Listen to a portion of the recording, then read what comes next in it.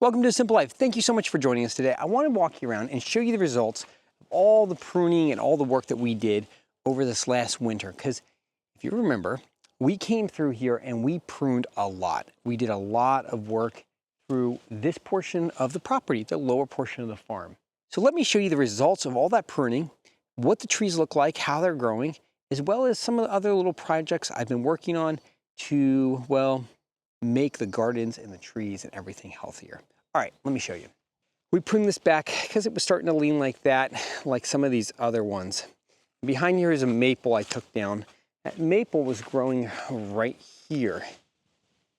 And as you can see, I've limbed up a couple of these trees, and I'll show you that process in another video.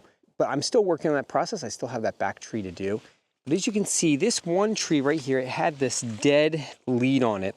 I mean, you can see it's pretty rotted. I'll probably get in here and cut the rest of that off, honestly. So you can see this is gonna make it. This tree is going to make it. It's gonna grow back. This tree was really hung over this way, so we pruned that back, and it's gonna be fine. Now, some of these other trees, as you're gonna see, still have plenty of growth growing on them, and we are going to continue to have apples. As you can see right here, we'll have apples on this tree in the future as well.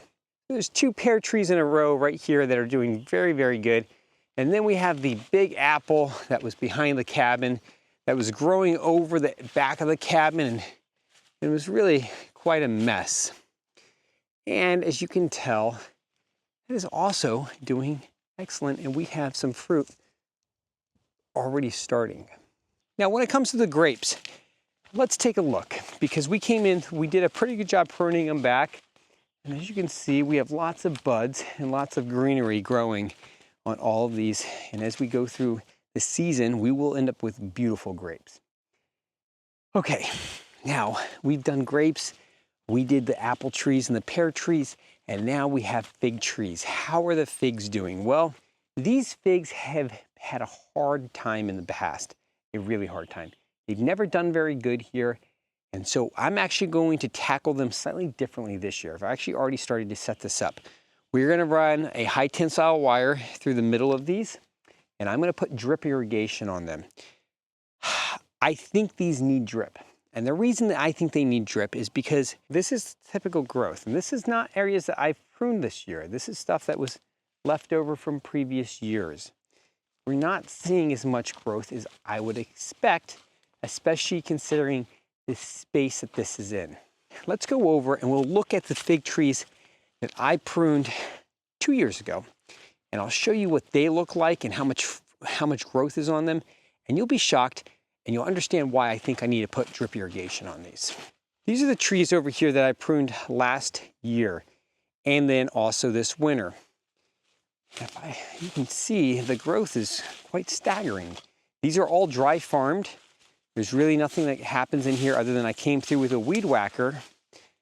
But look what we have. We have tons of these that have figs on them.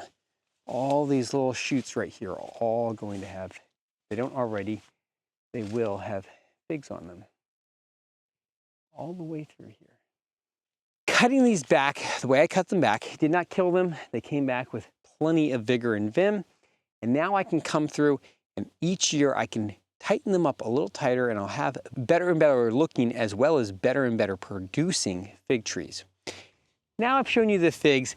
Let's take you over and I'll show you the apple trees that we pruned that were behind the barn, because those got quite a pruning. And I showed you guys kind of what I was doing over there.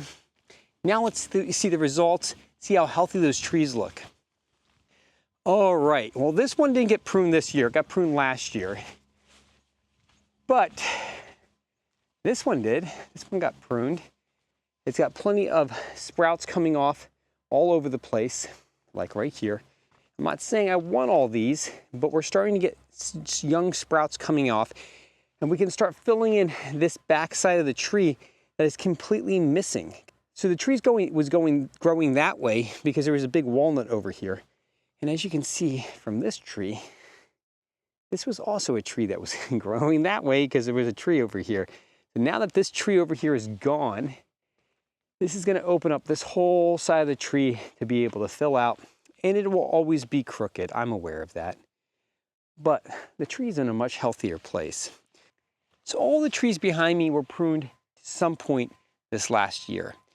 And every year that I come back from pruning a tree and I look at it the next year, I'm always a little blown away at the progress that I'm getting.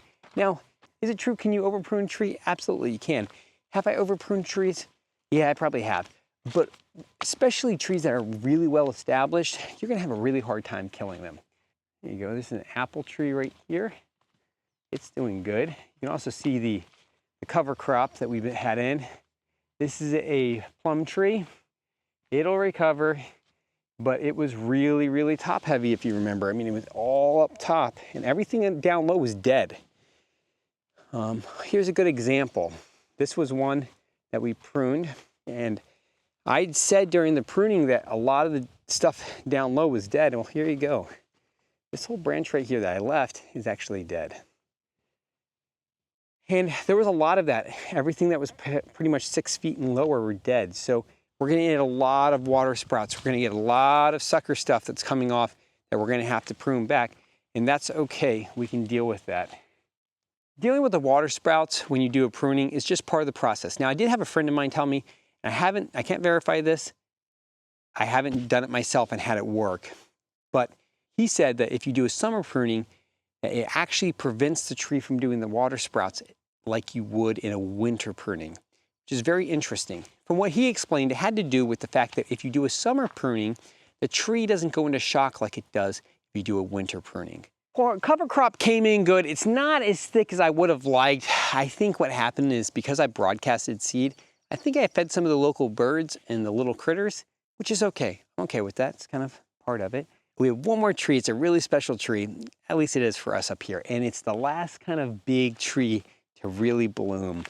And it's this linden tree behind me.